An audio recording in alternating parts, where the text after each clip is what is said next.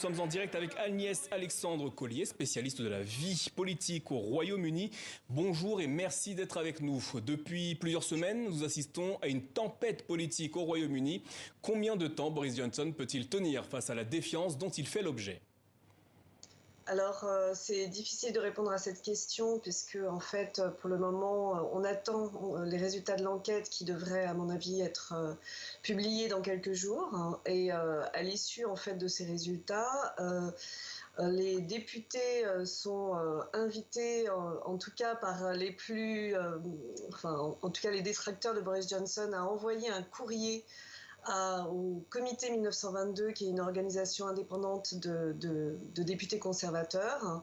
Et si 15% du groupe parlementaire, ce qui représente 54 députés, envoie ce courrier, à ce moment-là pourra être organisé un vote de défiance dans certainement les semaines qui viennent.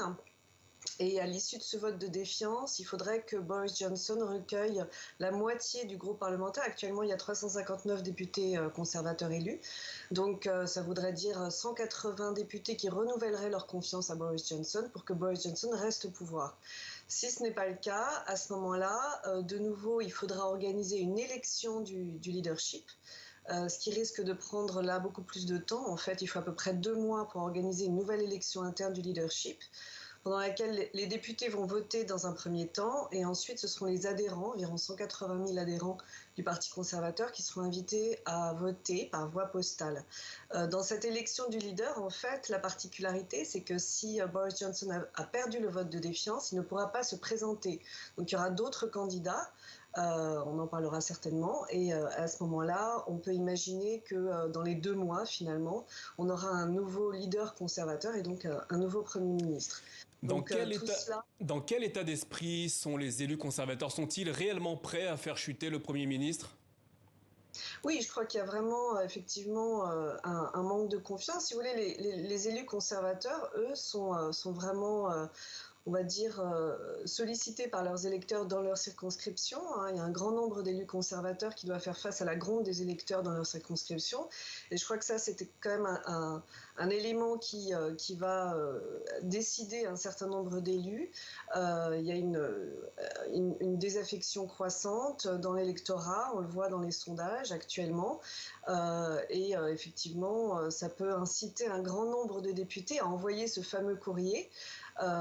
Même si, on l'a vu, il y a eu des intimidations et des pressions de la part notamment de ce qu'on appelle les whips, qui sont des députés chargés de mettre en place en fait la discipline de vote au sein du parti. Alors, Boris Johnson est bien connu pour ses frasques. Jusqu'à présent, les scandales glissaient sur lui. Concrètement, qu'est-ce qui choque les Britanniques aujourd'hui ? Alors, effectivement, ça peut paraître surprenant parce qu'on a l'impression d'un Boris Johnson qui, de toute façon, a fait campagne, c'est un peu sa marque de fabrique sur le mensonge, les bouffonneries, voilà. Et on l'a vu, on le voit en fait depuis un très grand nombre d'années, puisqu'il était d'abord journaliste il y a une vingtaine d'années et responsable en particulier de colporter un certain nombre de rumeurs sur l'Union européenne. C'était dans les années 90. Ensuite, il est devenu maire de Londres. Ensuite, il a joué un rôle pendant la campagne référendaire. Il a été de ceux qui ont fait circuler un certain nombre de rumeurs sur l'Union européenne, encore une fois, en 2016. Donc, c'est quelque chose qu'on connaît. Ce qui est différent, si vous voulez, c'est plutôt la façon dont il s'est dernièrement, en tout cas, empêtré dans des explications, des dénégations, des refus en fait d'admettre ce qui semble évident pour la plupart des Britanniques. Et donc ça, c'est une situation qui devient intenable dans la mesure où ça concerne une période de confinement qui a été très très mal vécue par un grand nombre de Britanniques. On le voit sur les réseaux sociaux avec beaucoup de Britanniques qui n'ont pas pu rendre visite à leurs proches. Et donc là, on arrive un petit peu à un point de non-retour pour le leader conservateur, d'autant plus qu'il y a d'autres figures qui émergent. Merci Agnès Alexandre Collier.